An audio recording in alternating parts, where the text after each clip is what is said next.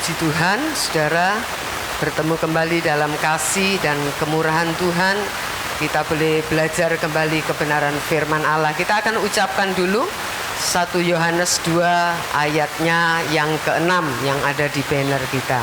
2, 3. 1 Yohanes 2 ayat 6. Kewajibanku hidup seperti Kristus. Mari saudara kita berdiri sekali lagi. Angkat Alkitab kita.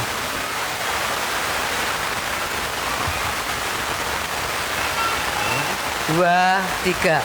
Aku percaya Alkitab adalah firman Tuhan. Ketika aku membaca, mendengar, melakukannya, aku pasti berbahagia. Amin. Tuhan.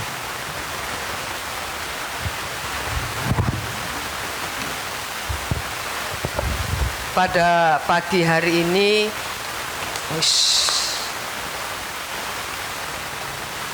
kita akan belajar dengan judul harganya tidak berubah, ya. Ya, saya akan sampaikan firman Tuhan ini bersambung saudara dengan minggu depan. Harganya tidak berubah. Kita akan buka Alkitab kita di dalam Lukas pasal 14 ayatnya yang ke-33.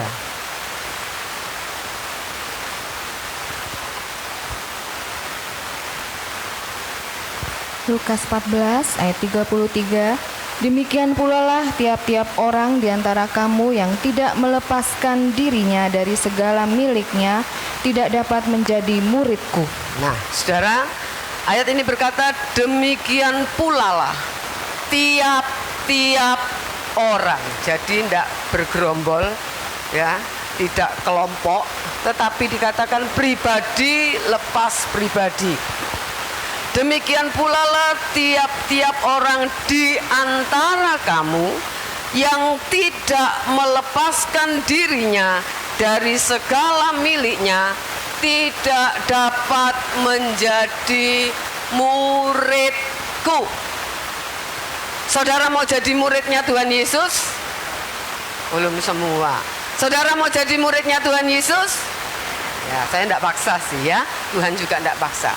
Untuk menjadi muridnya Tuhan Yesus, saudara, ini syaratnya. Tidak boleh terikat dengan apapun. Alkitab katakan harus melepaskan dirinya dari segala miliknya. Kalau orang tidak melepaskan diri dari segala miliknya, Alkitab katakan tidak dapat menjadi muridnya Tuhan Yesus. Biarpun saudara mengaku muridnya, tapi kalau saudara tidak melepaskan segala milik saudara, masih terikat dengan sesuatu di dalam hidup saudara, entahkah hobi, ya, keluarga, termasuk keluarga, harta, dan lain sebagainya, apa saja yang saudara dan saya miliki, dikatakan tidak bisa jadi murid. Ini harga tidak bisa ditawar, saudara. Ini boleh dikatakan uang pangkal. Kalau sekolah itu uang pangkal. Kalau anak atau kita sebagai orang tua, anak itu tidak bayar uang pangkal, tidak bisa masuk sekolah itu, tidak bisa jadi murid di sekolah itu, betul ya? Ya, biarpun harus nyicil, tapi harus bayar. Ya, saudara. Nah, kita melihat bahwa tidak ada, saya boleh katakan gini, tidak ada barang bagus harga murah, tidak ada. Ada orang bilang ono rupo, ono rego, ya toh, saudara? Ya, tidak bisa, saudara. Ya, jadi kalau saudara yang suka ke luar kota, ke kota besar, entahkah ke mall misalnya, ke mall, ya, di Prajekan tidak ada mall, adanya cuman Matahari, toh, di Prajekan, ya, saudara. Situbondo juga tidak ada, cuma ada Matahari. Maksud saya matahari yang bersinar di atas itu loh, ya, saudara, ada itu. Nah, saudara, kalau saudara lihat, saudara jalan-jalan ke mall, ya, apalagi kalau kota besar, ada toko-toko yang menjual tas-tas branded.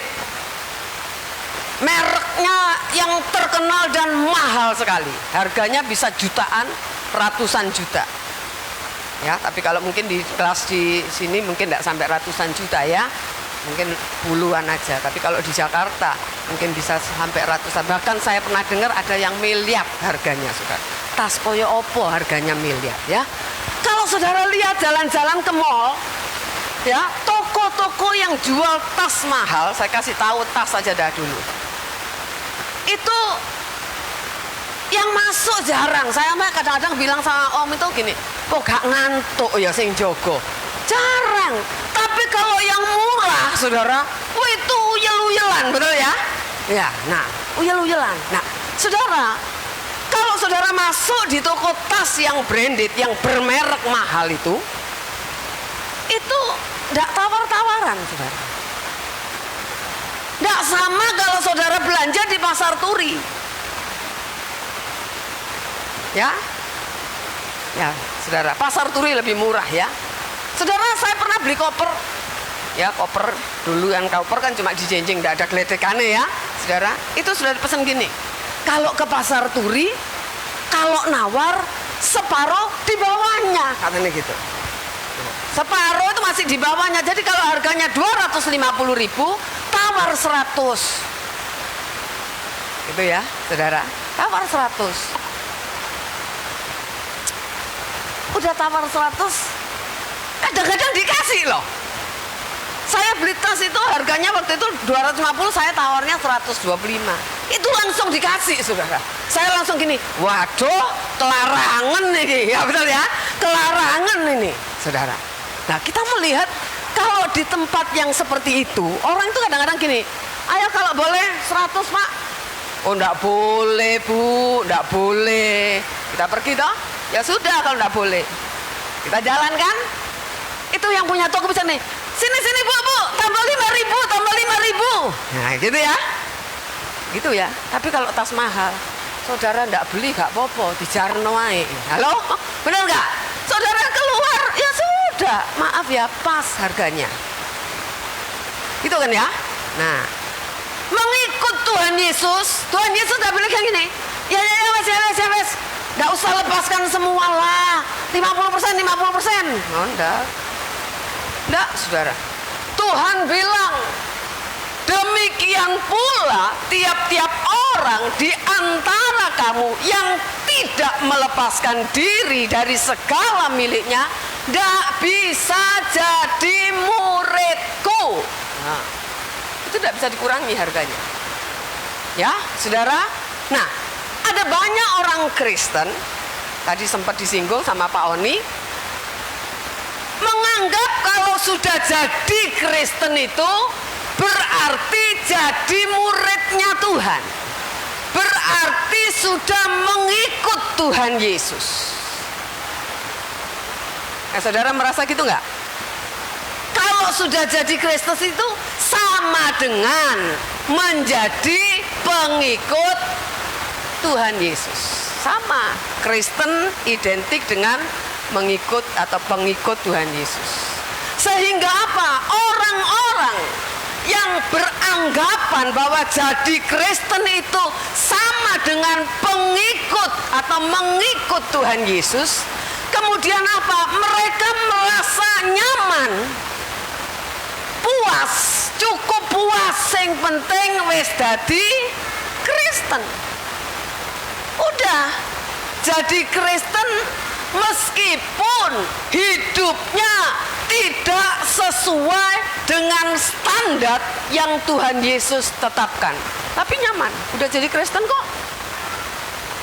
Apalagi dengan ajaran dibilang kalau sudah jadi Kristen, mengakui Yesus itu Tuhan dan Juru Selamat, jangan khawatir, kalau mati pasti masuk surga. Aman dah. Apalagi yang mau dibikin, biarpun ke gereja enggak, aman, sudah Kristen ya. Pelayanan enggak punya tanggung jawab, aman, udah jadi Kristen, udah jadi aktivis, udah jadi pendeta, aman, merasa aman, saudara. Nah, ini yang bahaya. kita harus mengerti harga dari mengikut Tuhan Yesus ya. Saudara, kita melihat bahwa kebenaran yang Tuhan Yesus ajarkan dulu ketika dia ada di dalam dunia, sekarang bahkan sampai selamanya nilainya konsisten. Allah kita, Tuhan itu Allah yang konsisten. Nggak kayak kita, kalau mood ke gereja, nggak mood ya nggak ke gereja, gitu ya. Mood-mutan, saudara. Ya, nggak. Allah kita konsisten.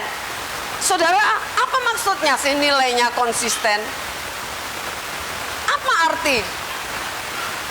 Tuhan, apa yang Tuhan Yesus ajarkan itu nilainya konsisten.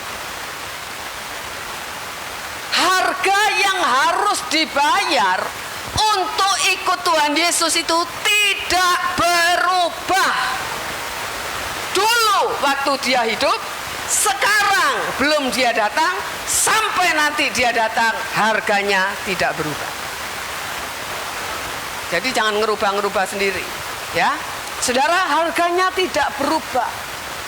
Ingat, orientasinya bukan pada berkat jasmani dan mujizat.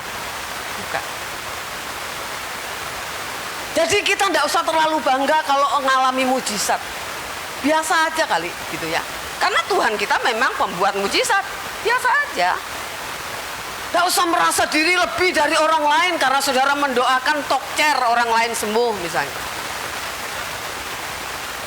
Ya, saudara, jadi kita belajar Tuhan tidak pernah mengurangi harga ini loh. Ikut Tuhan Yesus itu harus melepaskan semua. Tidak boleh terikat dengan apapun, itu tidak berubah, saudara. Biarpun dunia berubah, manusianya berubah, harga, nilai yang Yesus ajarkan tidak pernah berubah. Amin. Itu yang kita harus mengerti. Coba saya akan kasih contoh ya. Matius 19 ayat 21. Matius 19 ayat 21.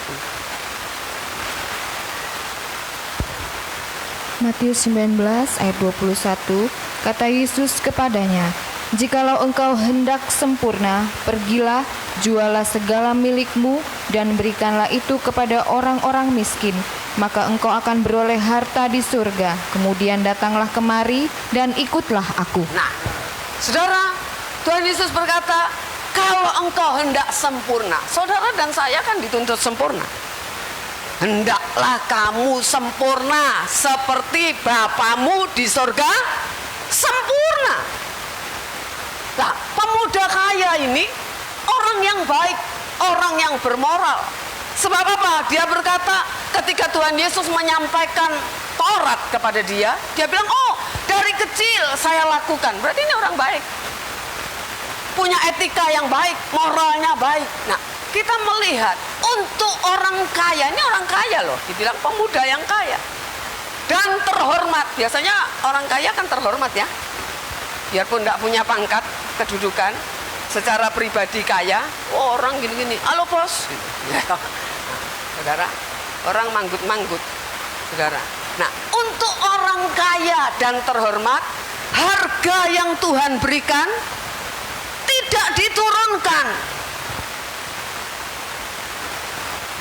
Oh ya kamu kaya, ya sudahlah, kan sudah kaya toh. Nah, tidak usah seperti itulah. Oh, milikmu berikan kepada orang miskin. Kemari, datang kemari, ikut aku. Gundul, ya toh. Gundul ya. Gundul tidak punya apa-apa, saudara. Jadi miskin. Tuhan bilang lepas semua, jual semua. Kau udah? Bukan ditimbun uangnya, di deposito. Zaman dulu enggak ada deposito. Bukan dibeliin ini itu, enggak. Bagi ke orang miskin, kemudian datang kemari, baru ikut aku. Baru kamu bisa ikut aku. Ya, saudara. Nah, kita akan melihat, bandingkan ya. Matius pasal 4. Itu tadi orang yang kaya dan terhormat. Sekarang ini, Matius 4 ayat 18 dan sampai ke 20.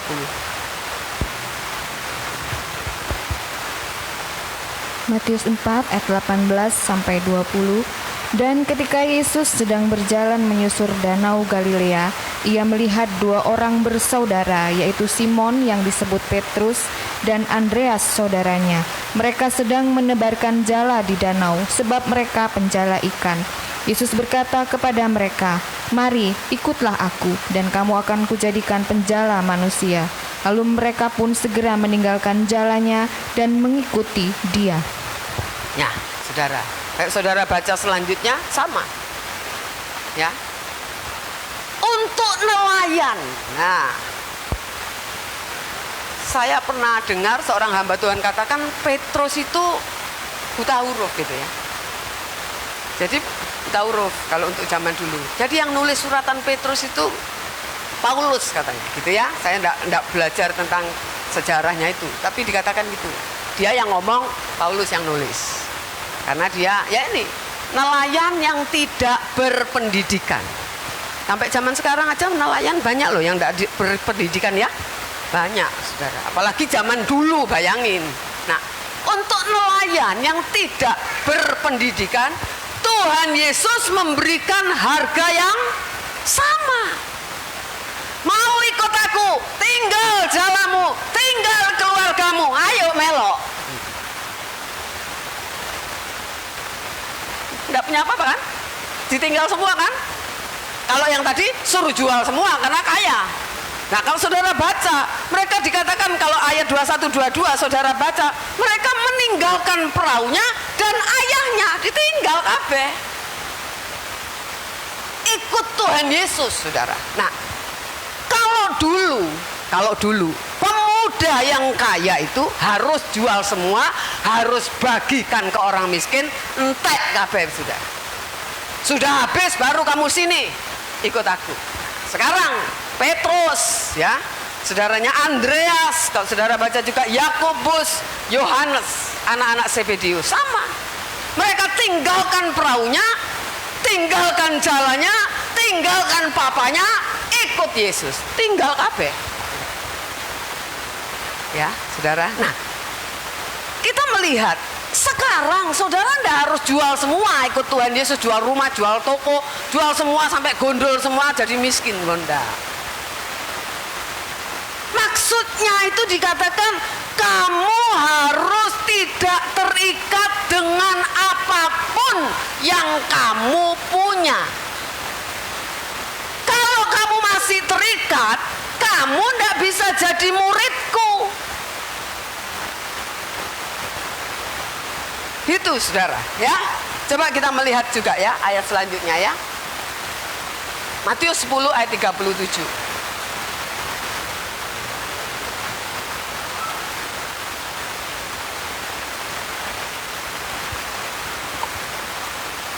Matius 10 ayat 37.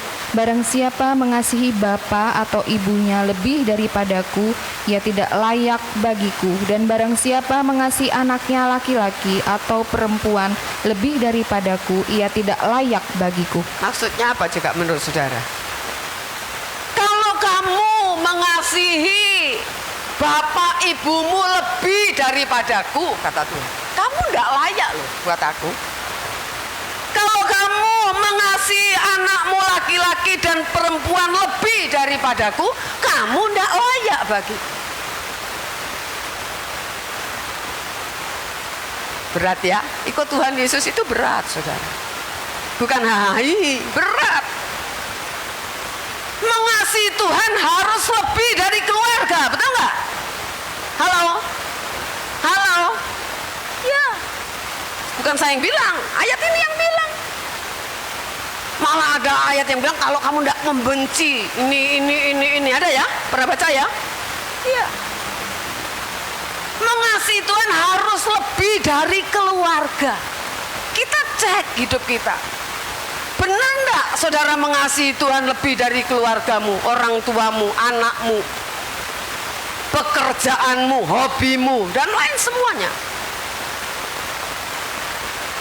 Tidak layak Tuhan bilang.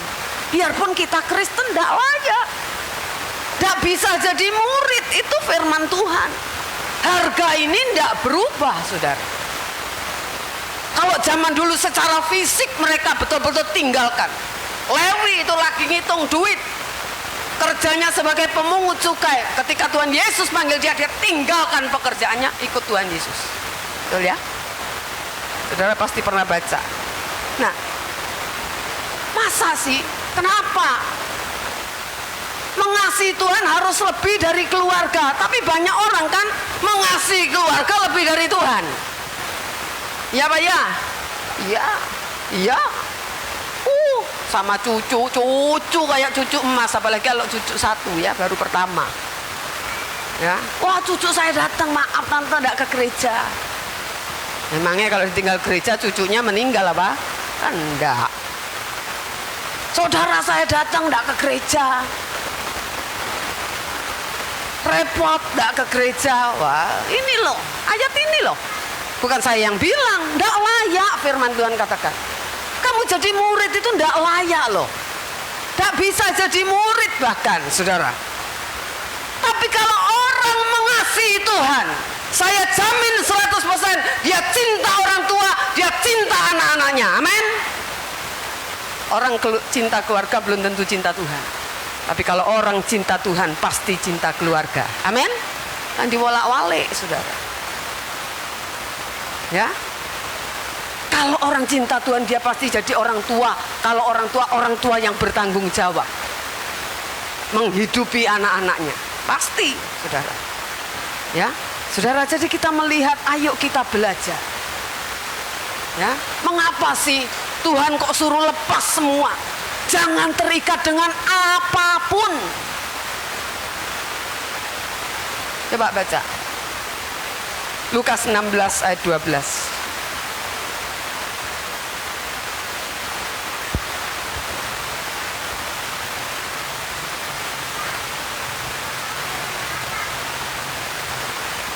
Lukas 16 ayat 12.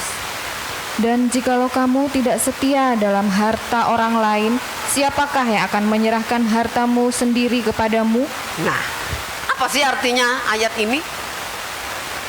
Jikalau kamu tidak setia dalam harta orang lain,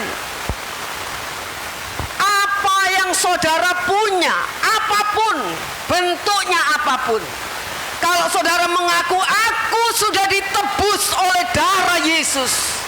Namanya orang ditebus, dibeli itu tidak punya hak. Amin. Amin. Kalau saudara sudah beli barang, itu penjual tidak punya hak, sedikit pun tidak punya. Enggak. Sak kotak-kotaknya ya kita punya. Ya toh?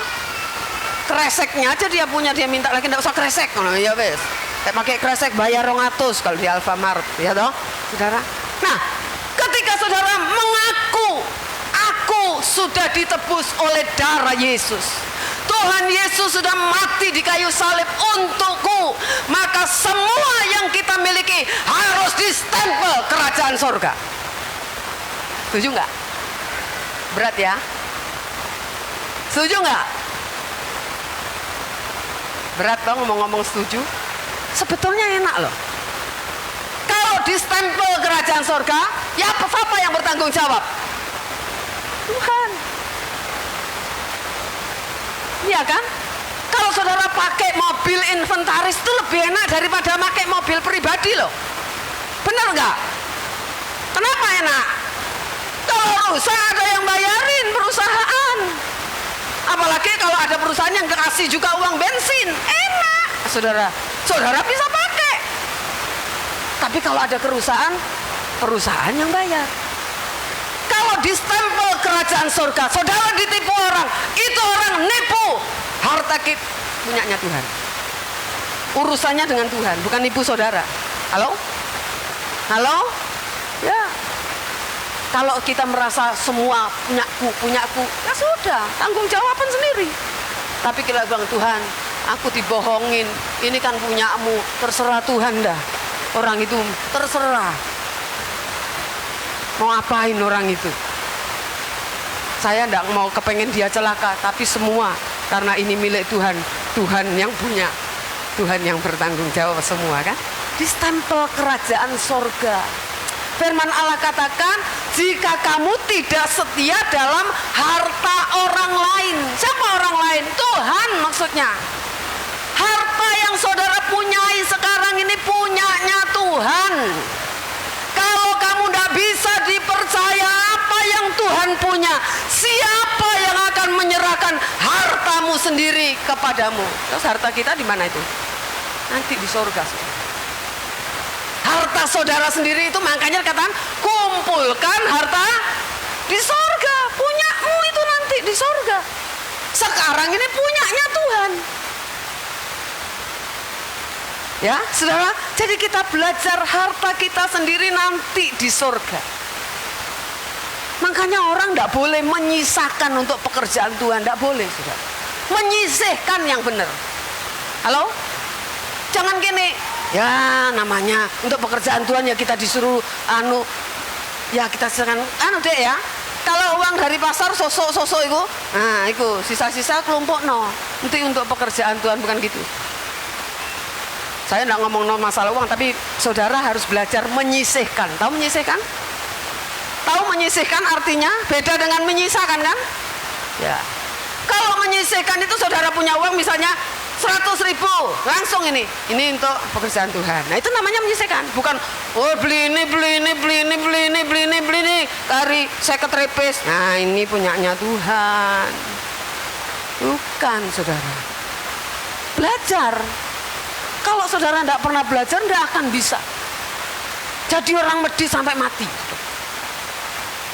Ya, kita harus, kalau ngomong kurang, ya kalau saudara tidak bisa makan, tidak apa-apa lah. Kalau tidak bisa makan, tidak bisa beli beras, minta ke saya dah. Datang ke sini, tidak apa-apa. Ya, saudara, biarpun saya tidak punya seleb, toko karena banyak beras ya, saudara. Minta aja, tante saya tidak bisa makan, minta uang, tidak apa-apa, saudara, boleh. Daripada saudara utang bikin malu Tuhan ya, datang aja ke pastori, minta uang, tidak apa-apa. Ya, saudara, semua harus distempel kerajaan sorga. Kita harus belajar menyisihkan. Ya, mau nolong orang disisihkan, tidak apa-apa. Ini untuk nolong orang, ini untuk apa, ini untuk apa. Berkorban bagi pekerjaan Tuhan, sisihkan. Ya, itu tidak berat, saudara. Saya sudah praktek dan beberapa saya lihat ada yang praktek. Ikutin, saya katakan ayo belajar. Ya, belajar sisihkan. Kalau tidak bisa kita ini. Karena apa? Semakin besar penghasilan kita, semakin besar pengeluaran kita. Nggih napa mboten? Iya. Iya kan? Iya, saudara. Saudara biasanya pakai sepatu yang 50.000, kan ada ya sepatu 50.000 yang dipakai seminggu jebol, ya toh? Tapi kalau uangmu bertambah, gajimu bertambah, pasti nanti pakai yang 500.000, saudara. Betul nggak? Iya. Nah kalau tidak nyisihkan mana ada? Karena apa? Terus kebutuhan kita ngikuti kantong kita, benar nggak? Iya. Saudara, ayo kita belajar, saudara ya. Kalau orang Kristen zaman dulu di gereja mula-mula, saya tulis enggak ya? Oh enggak, saya enggak tulis. Orang-orang sederhana. Kita lihat nelayan, ya, orang-orang sederhana. Tapi mereka orang-orang yang hebat di mata Tuhan. Kenapa? Mereka berani tinggalkan pekerjaan, berani tinggalkan keluarga, mengikut Tuhan Yesus. Bukan hanya itu, berani menderita, berani dianiaya, berani kehilangan harta, kehilangan keluarga, kehilangan kewarganegaraan, bahkan kehilangan nyawa. Saudara, kita melihat orang-orang yang hebat. Jadi orang hebat itu bukan orang yang kaya, bukan. Orang yang pangkatnya tinggi, bukan, di hadapan Tuhan, bukan. Biar saudara tidak punya apa-apa, saudara bisa jadi orang hebat di mata Tuhan. Amin. Ya saudara, kita melihat mereka dilempar ke kandang binatang buas. Hidup-hidup loh, bukan sudah mati, dilempar. Hidup-hidup langsung dilempar, dikasih makan binatang buas. Saudara, makanya kita tidak boleh semua mujizat. Memang ada kalanya mujizat bisa terjadi, tapi ada kalanya Tuhan izinkan tidak terjadi loh. Halo? Daniel dilempar ke gua singa, tidak mati. Halo? Orang-orang ini dilempar, mati dicapek-capek singa, dicapek-capek harimau. Kita lihat, kalau saudara lihat, para rasul semua mati dengan cara yang tragis. Hanya Yohanes saja mati tua. Paulus dipancung, saudara. Petrus disalib dengan kepala di bawah. Andreas digoreng, dimasukkan belanga. Tidak ada. Yakobus dipancung kan? Kok Tuhan tidak tolong? Halo? Ya kan? Nanti kita belajar minggu depan kok minggu lalu, sorry. Ya, nah saudara, jadi kita melihat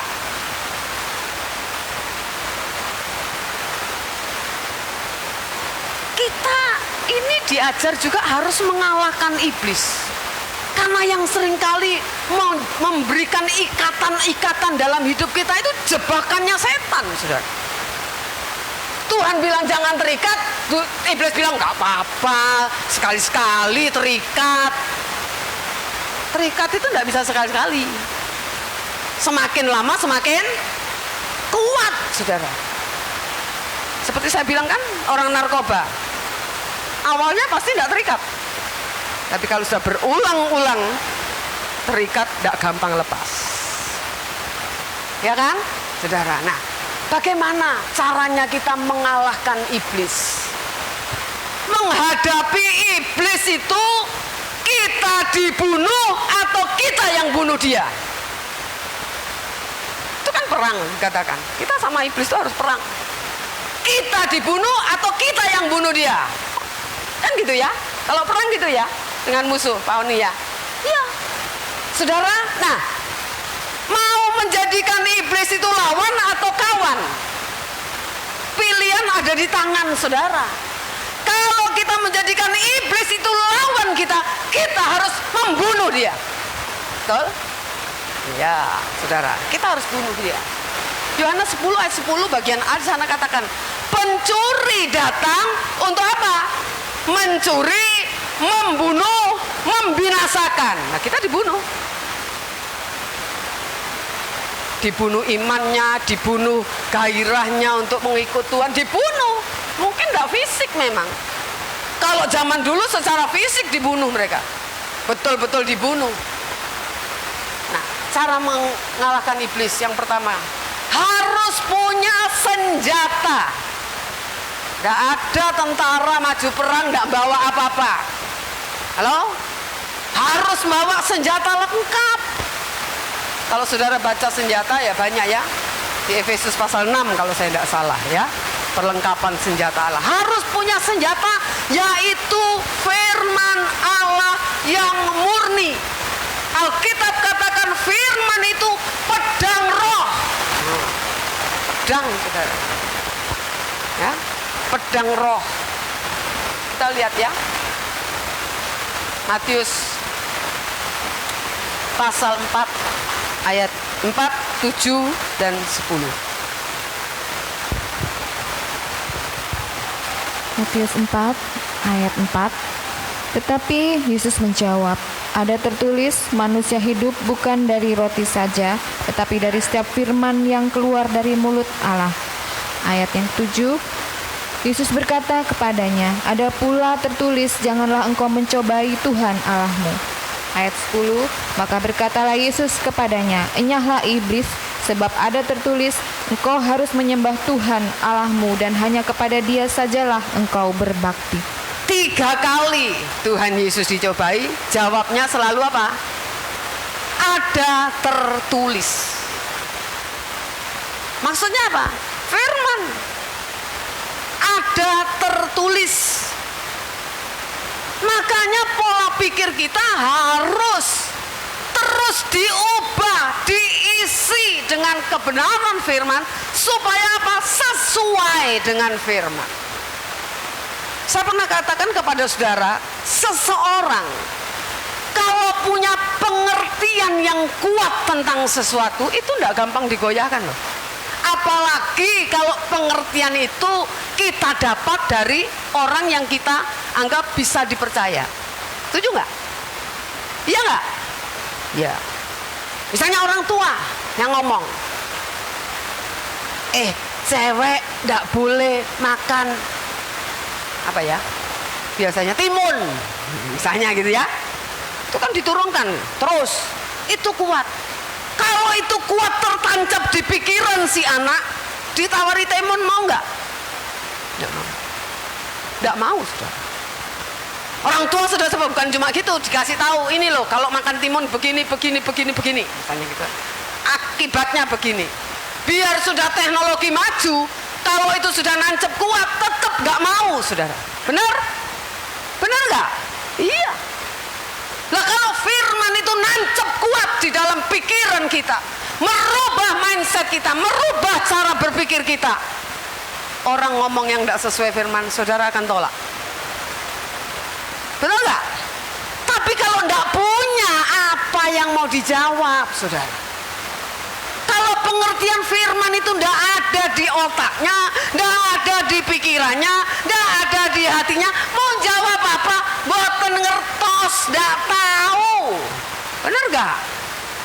Tidak ada yang ngisi, ya blank, tidak ada, tidak tahu. Kalau ditanya apa-apa, tidak tahu juga ya boleh apa enggak ya. Lah kamu gimana? Nggak tahu juga. Nah, makanya saya agak-agak bilang sama anak-anak remaja, kalau dengar oma nyampaikan firman, dengar baik-baik, jangan lama nggak tahu. Terus ngapain? Cuma nyatet ngerti. Terus olah opo kon niku? Ya kan? Belajar sudah SMP, jangan sama dengan anak sekolah minggu. Harus tambah belajar, harus tambah ngerti, jangan kayak anak kecil terus. Ya, saudara. Jadi kita belajar, kita melihat kalau kita punya pengertian yang kuat tentang kebenaran firman, saudara punya iman tidak gampang digoyahkan. Saudara tidak akan pindah agama.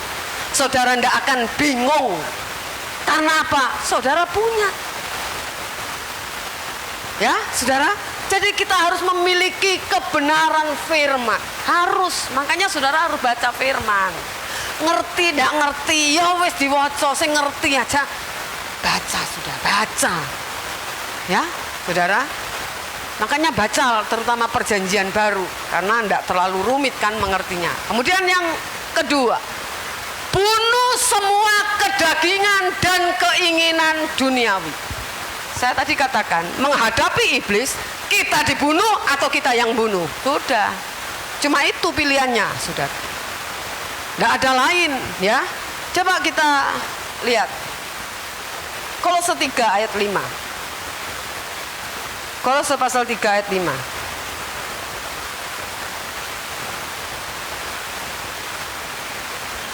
Kolose 3 ayat 5. Karena itu matikanlah dalam dirimu segala sesuatu yang duniawi, yaitu percabulan, kenajisan, hawa nafsu, nafsu jahat, dan juga keserakahan yang sama dengan penyembahan berhala. Nah, karena itu matikanlah, bunuh. Nah, gitu kan? Dimatiin itu kan dibunuh. Bunuh dalam dirimu segala sesuatu yang duniawi. Untuk bisa ngerti ini duniawi apa rohani, ya harus punya pengertian firman, saudara. Yang pertama itu harus mengerti kita, baru kita bisa membedakan ini duniawi apa rohani. Matikan. Jadi begitu muncul, misalnya lagi nonton HP, buka HP, biasa kan masuk itu yang porno biarpun kita tidak lihat reklamenya, itu lo cepet matikan. Bukan HP-nya matikan, ya langsung kan bisa ya di delete semua itu ya, di del semua. Jangan gini, pengen tahu gitu. Itu loh, matikan, cepet matikan. Jangan penasaran, saudara. Amin. Ya, saudara. Coba lihat lagi 1 Yohanes 2. Oh, saya tidak tulis, mari tidak apa-apa. 1 Yohanes 2 ayat yang ke 15. 1 Yohanes 2 ayat 15. Janganlah kamu mengasihi dunia dan apa yang ada di dalamnya. Jikalau orang mengasihi dunia, maka kasih akan Bapa tidak ada di dalam orang itu. Nah, supaya tidak mengasihi dunia gimana? Gimana caranya? Matikan, betul nggak? Matikan. Supaya misalnya saudara gini ya, misalnya saya seneng sama, ini saya masih belum menikah. Cari yang belum menikah dah, ya biar kecil dan enggak apa-apa. Oh ini Michael Shinjo, nah gitu ya. Hati saya sebetulnya sama Michael gitu, tapi Shinjo boleh juga ya gitu. Nah itu harus dimatikan, halo? Iya kan? Harus dimatikan. Perasaan saya ke Shinjo itu harus dimatikan supaya saya cuma sayang sama Michael. Nah sekarang firman Tuhan katakan jangan mengasihi dunia dan apa yang ada di dalam dunia. Karena apa? Kalau kamu cinta dunia berarti kasih Bapa tidak ada di dalam dirimu. Tidak bisa dua-dua sudah, tidak bisa. Tuhan bilang cuma satu Tuhan. Tidak bisa dua Tuhan. Amin? Ya. Itu caranya. Bukan Tuhan tolong matikan Tuhan. Enggak, kamu yang disuruh matiin. Halo? Kita punya tanggung jawab itu matikan itu. Membunuh itu, saudara. Ya, jadi kita harus terus berjuang. Itu enggak bisa dimatikan sekali terus mati. Saya ini lagi kerja bakti sampai celeng nih. Ya, nyabut rumput, sudah musim hujan, waduh rumputnya minta ampun. Ada rumput itu yang akarnya itu, wow, tanamannya kecil, saudara. Ya, kecil, tapi akarnya bisa 1,5 meter ke dalam. Saya enggak laten, tak bacok aja gitu ya. Buru ngedok itu numbuh lagi, saudara. Itu numbuh lagi dari akar itu. Ada juga rumput yang kalau jalar gini langsung keluar akar, jalar langsung keluar akar. Ada yang begitu. Itu kalau yang ke dalam enggak diambil, ya numbuh lagi. Itu matiin rumput aja gitu, enggak gampang ya. Apalagi matikan hawa nafsu daging dan keduniawian kita, tidak gampang. Tidak bisa, dalam nama Yesus mati, langsung mati. Tidak bisa. Harus ada kemauan dan perjuangan. Harus ada proses, saudara. Ya, itu yang kedua. Sekarang yang ketiga, lawan dengan iman yang teguh. Untuk mengalahkan iblis, cara membunuh dia, lawan dengan iman yang teguh. 1 Petrus pasal 5.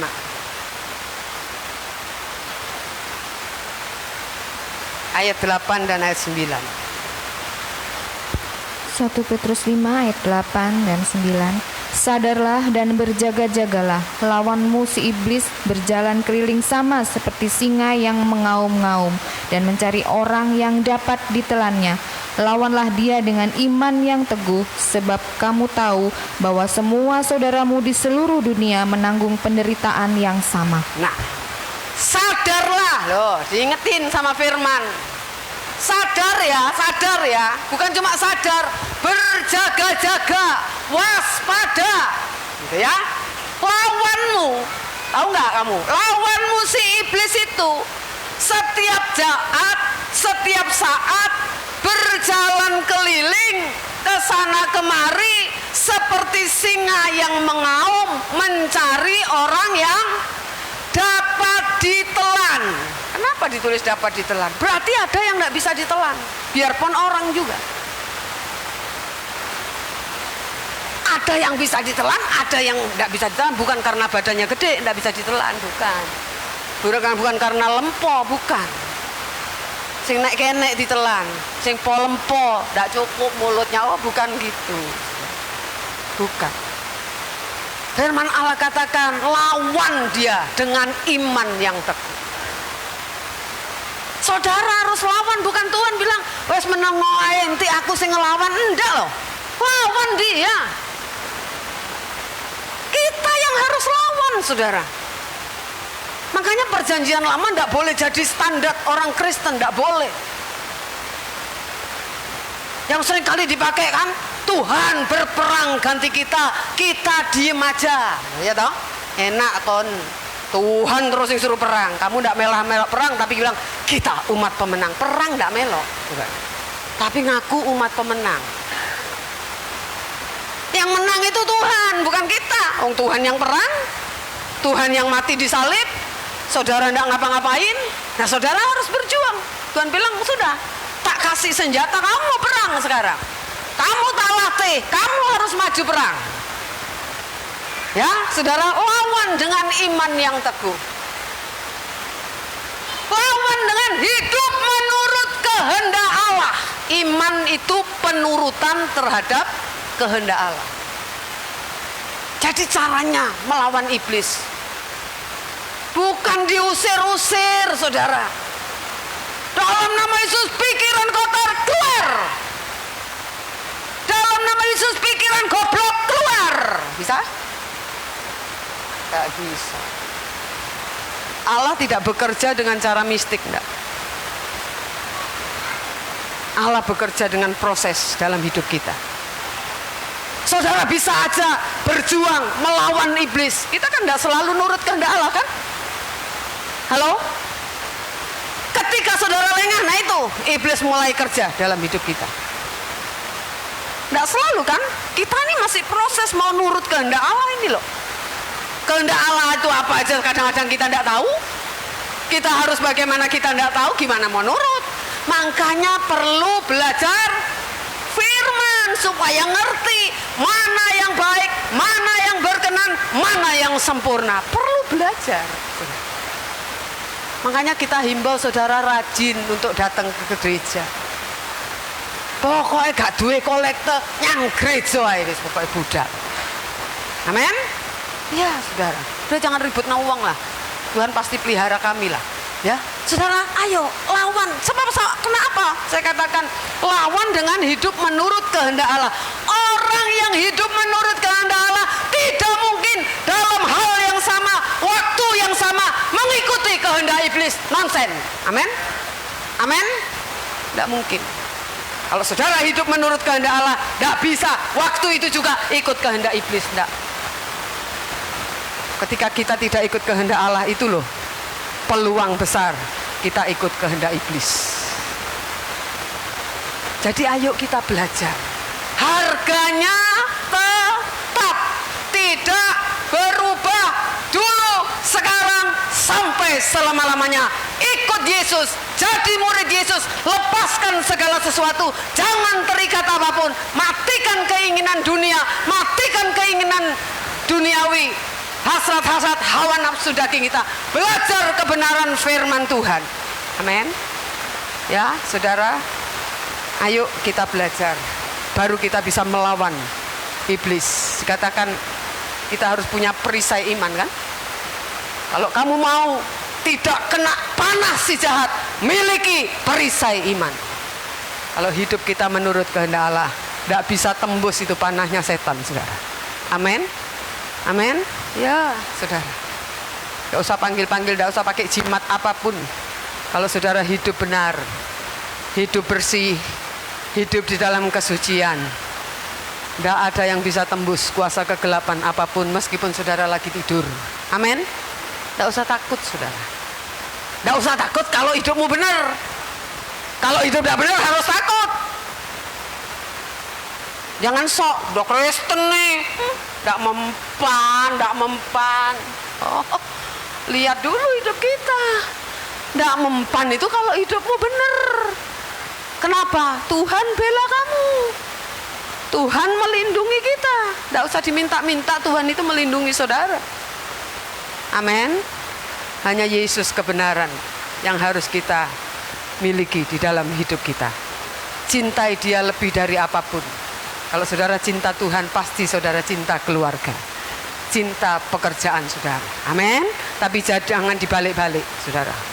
Jangan dibalik-balik. Saya cinta keluarga karena saya cinta Tuhan. Oh enggak, cinta Tuhan. Enggak layak firman Tuhan katakan. Ayo kita belajar merubah cara berpikir kita. Amin. Tuhan memberkati kita. Haleluya. Yuk kita nyanyikan lagi pujian tuh yang dinyanyikan Pak Oni tadi. Yesus kau kebenaran.